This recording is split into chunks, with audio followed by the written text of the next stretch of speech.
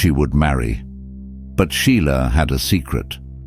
In a quiet ceremony far from the limelight, she married David Miller, a humble schoolteacher with a heart of gold. When Richard found out about their secret marriage, his reaction shocked everyone, and the aftermath became the talk of the world. What could drive a man like Richard to his breaking point? Sheila Blackwell grew up in a world of opulence and privilege, but beneath the surface of luxury was a lonely young woman yearning for simplicity. Her days were filled with grand galas, exclusive events, and endless interviews with the press.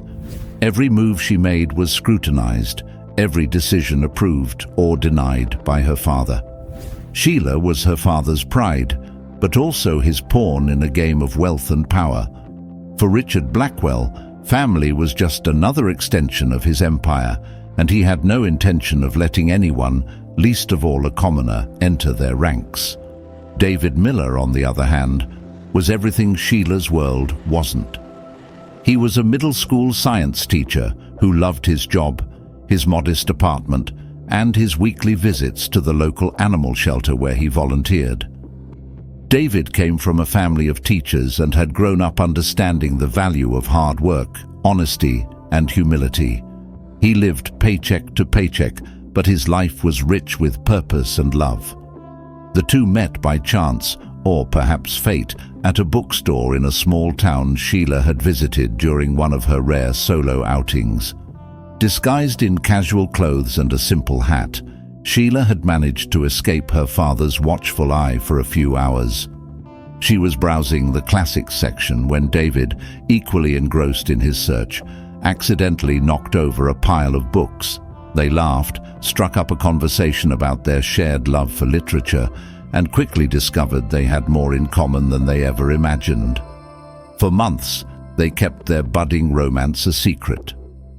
Sheila would sneak away from her high-profile life to meet David at the park, the library, or his tiny apartment, where they would cook simple meals and talk for hours.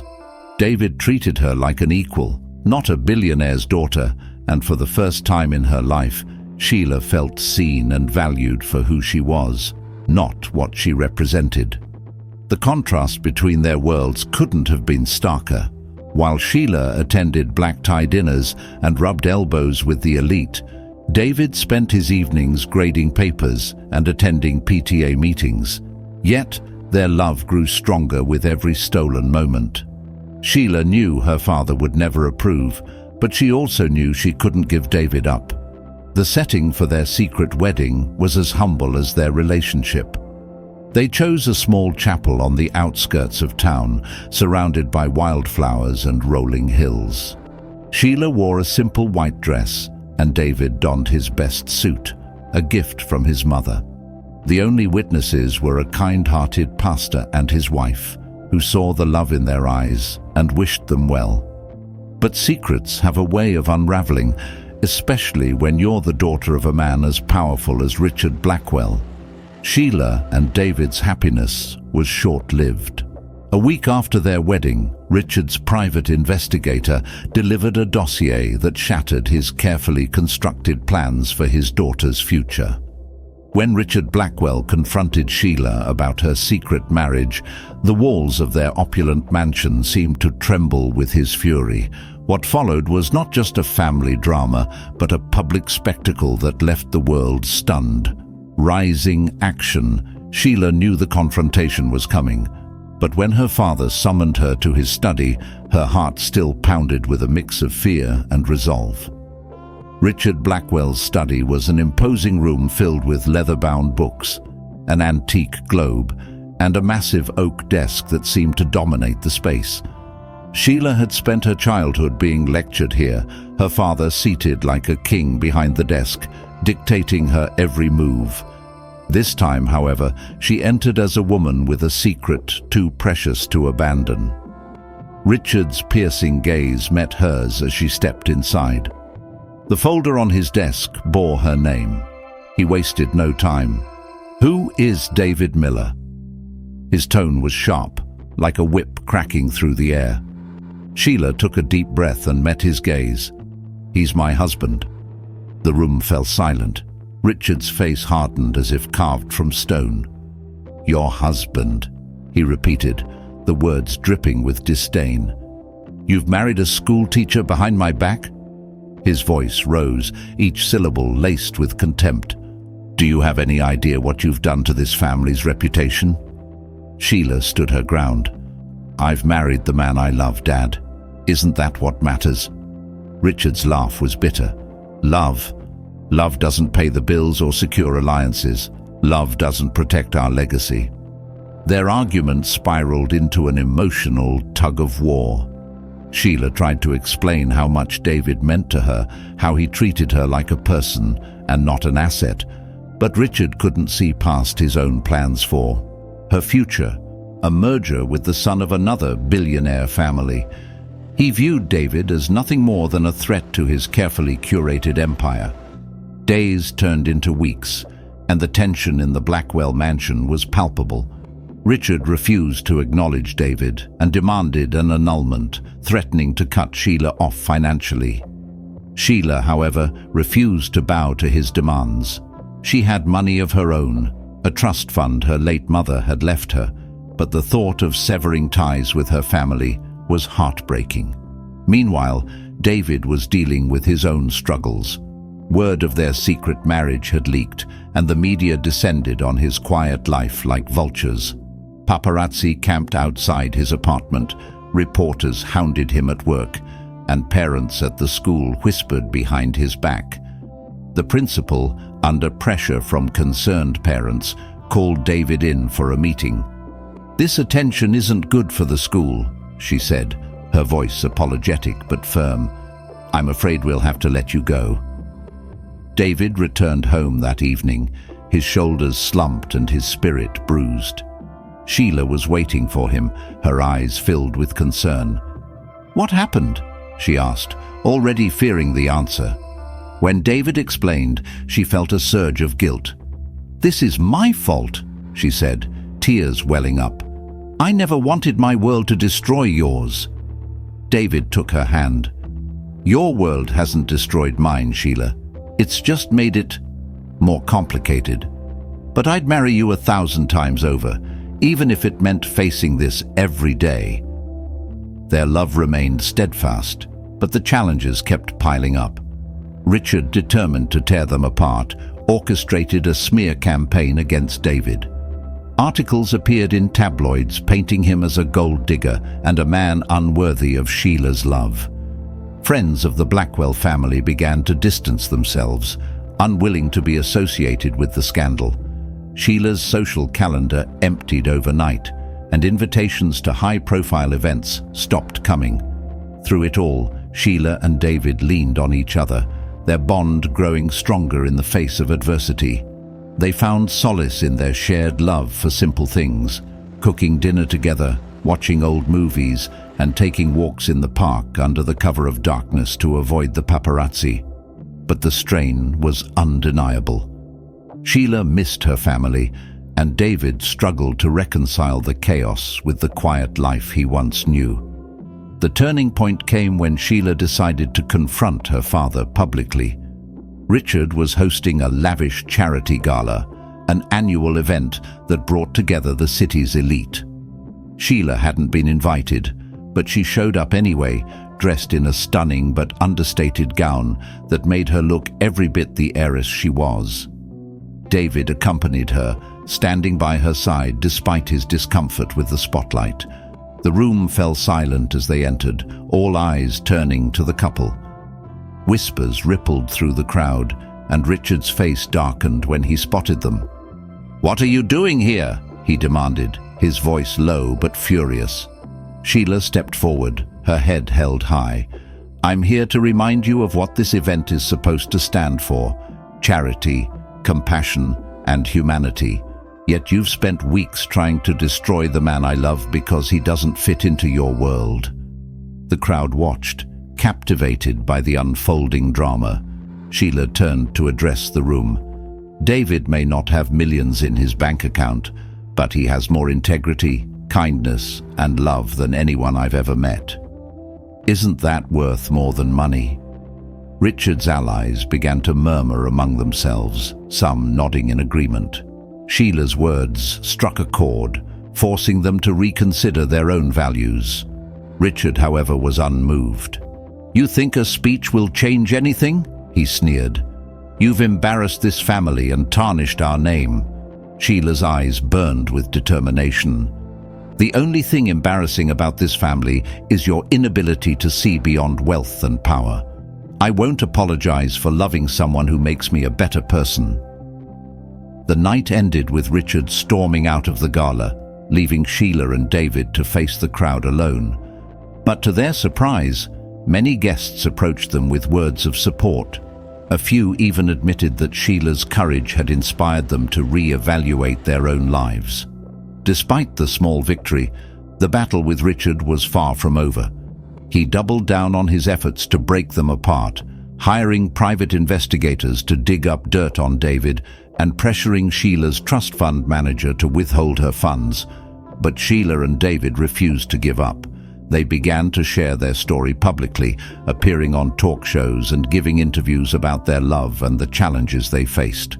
Their authenticity resonated with people, and soon they became symbols of defiance against societal expectations. The final betrayal came when Sheila discovered that one of her closest friends had been feeding information to her father. It was a painful blow, but it also solidified her resolve. "If this is what loyalty looks like in my father's world," she told David, "then I want no part of it." The rising action reached its peak when Sheila made a bold decision. She and David would leave the city and start fresh in a small town where they could live without the constant scrutiny and interference. It was a risk, but one they were willing to take for the sake of their love. As they packed their belongings, Sheila wrote a letter to her father. It was a heartfelt plea for understanding, but also a declaration of independence. "I love you, Dad," she wrote, "but I can't live my life according to your rules. If you ever want to be part of my life again, the door is open, but I won't compromise who I am or who I love." When they left the city, they didn't look back. What awaited them in their new life was uncertain, but they were ready to face it together. Little did they know their story was far from over. The seeds of change had been planted, and the next chapter would bring transformations none of them could have predicted. Climax. As Sheila and David settled into their new life in the quaint town of Willow Creek, they felt a temporary sense of peace. The town was far removed from the chaos of the media frenzy and Richard Blackwell's relentless disapproval. Sheila took up teaching art classes at the local community center, while David found a position as a school teacher. Their simple, modest life was filled with love and quiet moments, but the shadow of Sheila's father loomed over them. Back in the city, Richard was growing increasingly restless. He had no intention of letting his daughter's defiance stand. His pride was wounded, and his obsession with control had grown into a vendetta. Richard hired a team of legal experts and private investigators to find any leverage he could use against David. When nothing incriminating surfaced, he decided to use his wealth and influence to stage a final confrontation. Weeks later, the peace Sheila and David had found was shattered when a courier arrived at their small home with a thick envelope addressed to Sheila. Inside were legal documents. Richard had filed a civil suit against David, claiming he had coerced Sheila into marriage for financial gain. The allegations were baseless but devastating. The suit demanded millions in damages and threatened to destroy their reputations once again. Sheila was furious. She called her father immediately, her voice trembling with anger. "How could you stoop so low?" she demanded. "I'm doing what's necessary to protect my family's name," Richard replied coldly. "You've left me no choice. This isn't about protecting the family, Dad. It's about your ego. You can't stand that I chose love over money." "You chose a life of mediocrity," Richard spat, "and I won't stand by while you throw everything away." The call ended with Richard's promise to see the case through, no matter the cost. Sheila and David were left to figure out how to fight back. Their modest savings weren't enough to cover the legal fees, and the stress of the situation began to take a toll on their relationship. Sheila felt guilty for dragging David into her father's world, while David wrestled with feelings of inadequacy, wondering if he could truly provide for Sheila in the face of such powerful opposition. The turning point came when Sheila received a call from someone she never expected, her mother's former best friend, Eleanor, a retired lawyer who had once been close to the Blackwell family. Eleanor had been following their story in the media and felt compelled to reach out. "Sheila, your mother would have been so proud of you," Eleanor said. "She always wanted you to follow your heart, not your father's ambitions. I want to help." Eleanor offered to represent them pro bono, seeing their fight as not just a legal battle, but a moral one. With her sharp legal mind and decades of experience, she became their anchor in the storm. Together, they began building their defense, collecting character witnesses, and gathering evidence to counter Richard's claims. As the trial date approached, the pressure intensified. Richard's legal team used every tactic in the book to paint David as a manipulative opportunist.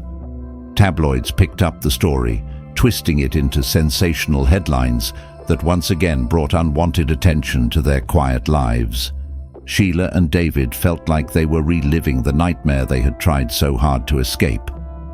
On the first day of the trial, the courtroom was packed with reporters and curious onlookers.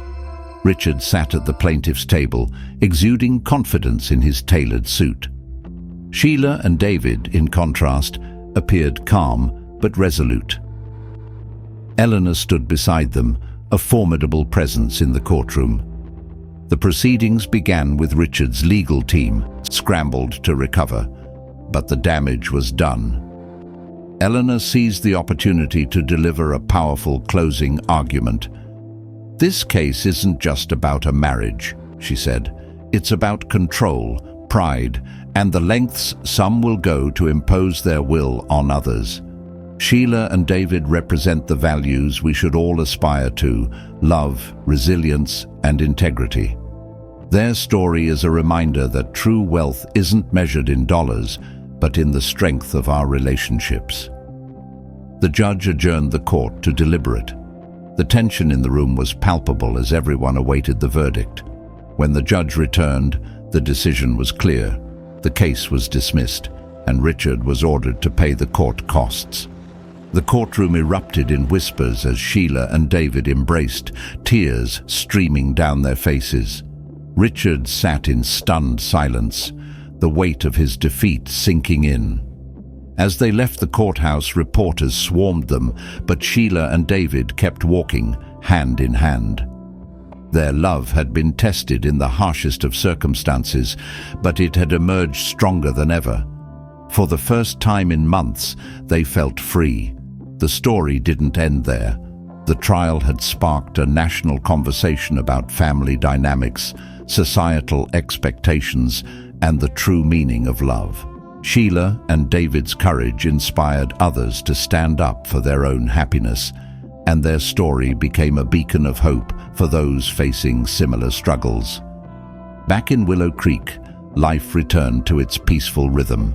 Sheila and David resumed their quiet lives, grateful for the lessons they had learned and the strength they had gained. And while Richard's relationship with Sheila remained strained, the seeds of change had been planted. For the first time, he began to question the values he had built his empire on and whether they truly aligned with the legacy he wanted to leave behind. Resolution. The courtroom verdict marked the beginning of a new chapter for Sheila and David, but the long-term impact of the trial rippled far beyond their small household. Their story, captured in headlines and viral social media posts, became a cultural moment. A modern-day David and Goliath tale that resonated with people from all walks of life. Sheila and David returned to Willow Creek, emotionally drained but deeply relieved. Their modest home, with its well-loved furniture and cozy kitchen, felt like a haven after the months of public scrutiny. As they unpacked their lives from the legal battle, they found solace in each other's company. Every small moment, a shared laugh, a quiet evening reading by the fire, felt like a victory against the chaos they had endured. David threw himself back into his teaching job, where his students welcomed him with handmade cards and banners. The local community, many of whom had followed the trial, rallied around the couple. Parents expressed gratitude for David's perseverance, and neighbors dropped off meals and notes of encouragement. Sheila returned to her art classes at the community center, finding therapeutic release in painting. Her classes grew in popularity, with many attendees citing her courage as their inspiration. Richard's reflection.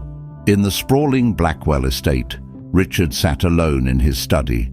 The shelves lined with trophies of his success, awards, framed business contracts, photos with politicians, suddenly felt hollow. The trial had exposed his flaws not just to the world, but to himself. For years, he had equated success with power and control, but now he saw the cost, a fractured relationship with his only child. Richard began reflecting on his late wife, Eleanor, who had always been the softer, more empathetic force in their family. Her passing had left a void, one he had tried to fill with his ambitions. But Eleanor had always warned him about the dangers of pride. He could hear her voice in his mind. "You don't build a family with money, Richard. You build it with love." One evening, as Richard sat in his quiet mansion, he picked up the phone. He dialed Sheila's number, but hesitated before pressing the final button. What could he say? How could he apologize for everything he had done? In the end, he set the phone down and poured himself a drink, vowing to find a way to make amends, even if he didn't know how yet. The media attention around the trial brought unexpected opportunities for Sheila and David. Sheila was approached by a small publishing house to write a memoir about her experience. Though hesitant at first, she saw it as an opportunity to share her perspective and help others struggling with controlling family dynamics or societal expectations. The memoir, titled Against the Odds, became a bestseller, praised for its raw honesty and emotional depth. David, too, found himself thrust into the spotlight. He was invited to speak at educational conferences about perseverance, integrity, and the importance of empathy in teaching. His speeches resonated deeply, and he became a sought-after voice in education reform circles. Despite the newfound recognition, David remained grounded, always prioritizing his students and his small-town roots. The couple's story also sparked a broader conversation about wealth, privilege, and the meaning of happiness. Social media buzzed with debates and discussions, with many praising Sheila and David for standing up to Richard's influence. Their story became a rallying cry for those seeking to redefine success beyond material wealth. Months after the trial, Richard showed up unannounced at Sheila and David's home. Sheila was in the garden, her hands covered in soil as she tended to her tomato plants. When she saw her father standing at the gate, dressed in his usual tailored suit, but with an uncharacteristic hesitancy in his posture, her first instinct was to turn him away. But something in his expression stopped her. It wasn't the stern, controlling man she had grown up with. It was a man humbled by his mistakes. "May I come in?"